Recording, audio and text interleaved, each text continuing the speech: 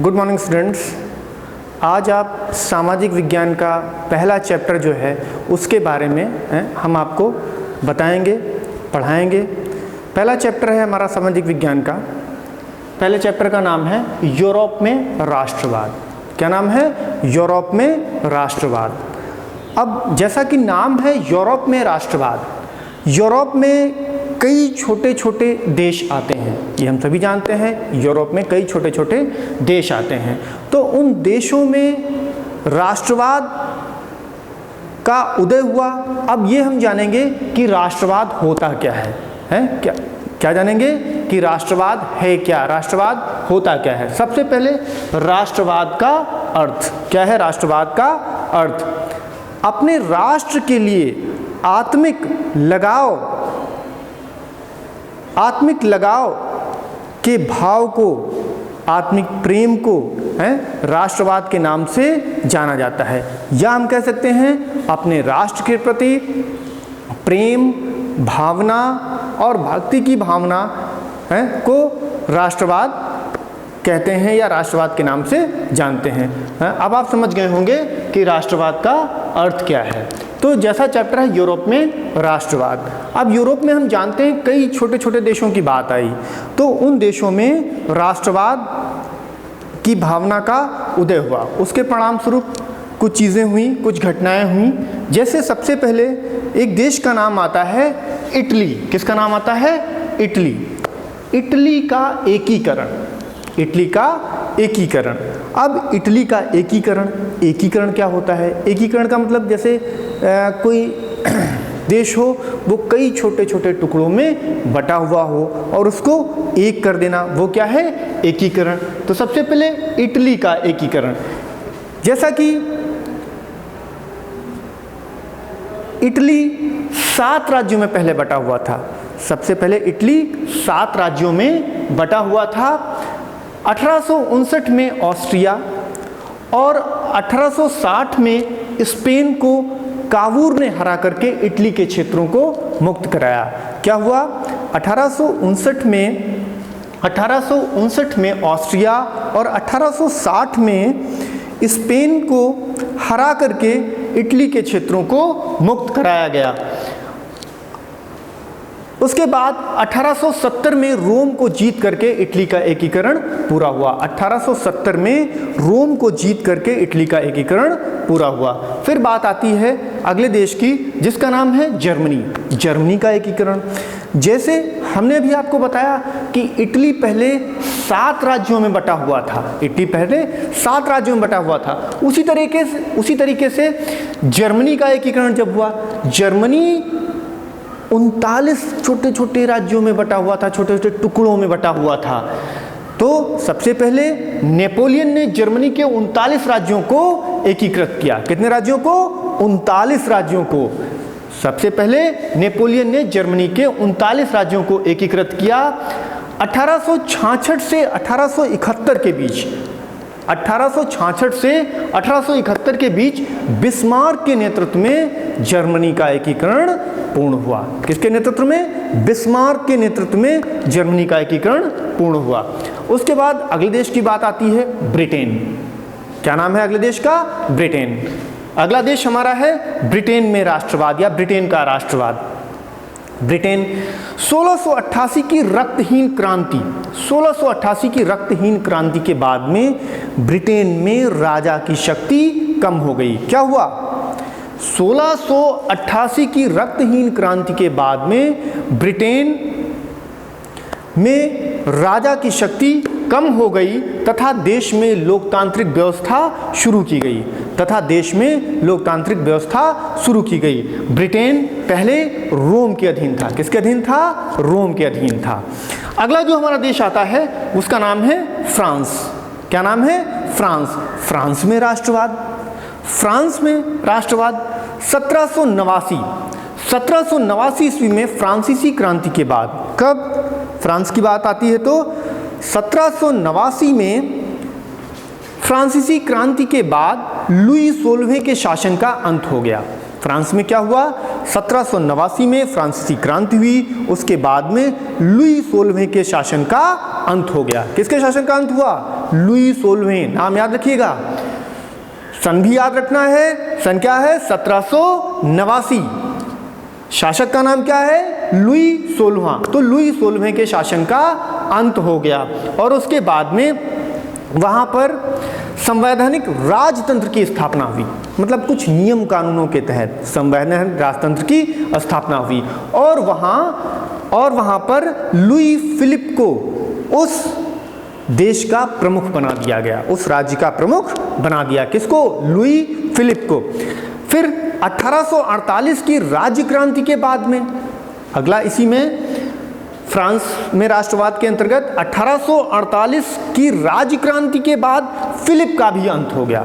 Philip का भी अंत हो गया। अब अगले देश की बात आती है। अगला देश है हमारा यूनान या ग्रीस।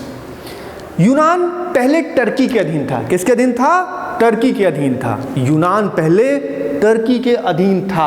1832 में विश्व में एक स्वतंत्र राष्ट्र के रूप में, एक स्वतंत्र देश के रूप में विश्व के सामने यूनान आया।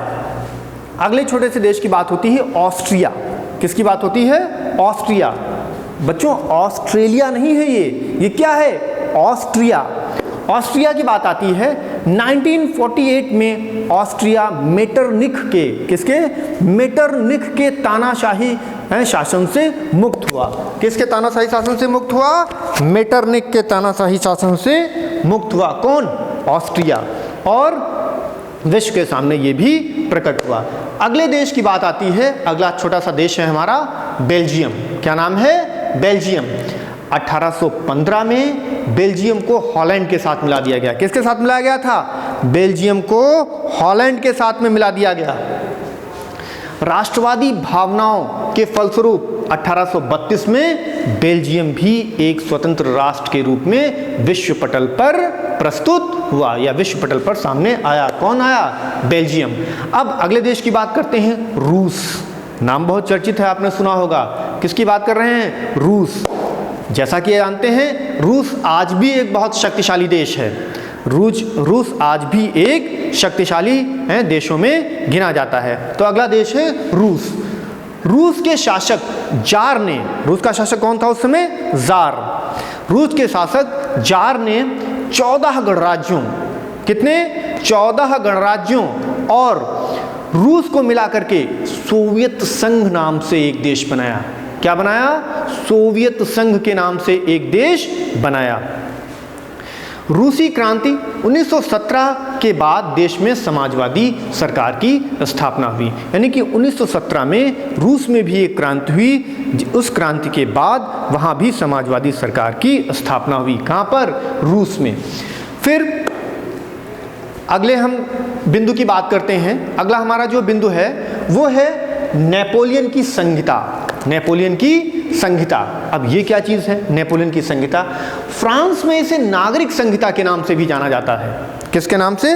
नागरिक संहिता के नाम से भी जाना जाता था। कहाँ? फ्रांस में। और इसका निर्माण 1804 में हुआ था।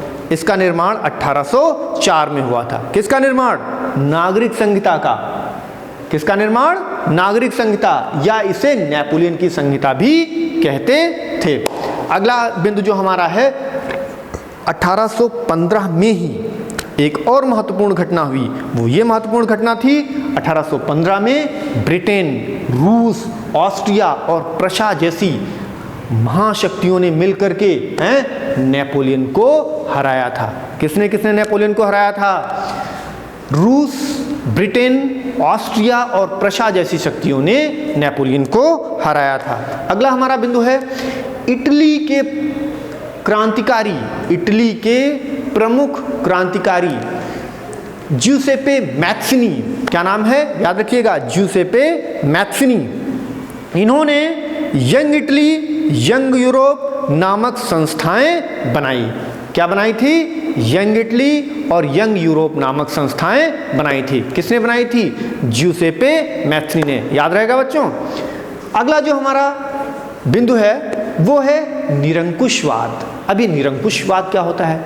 निरंकुश यानी कि जिस पर किसी का अंकुश न हो, जिस पर किसी का कोई अंकुश न हो, ऐसी सरकार या ऐसी व्यवस्था, ऐसी शासन व्यवस्था जिस पर किसी विशेष प्रकार का कोई अंकुश न हो, उसे हम क्या कहते हैं? निरंकुशवाद कहते हैं। समझ में आ गया?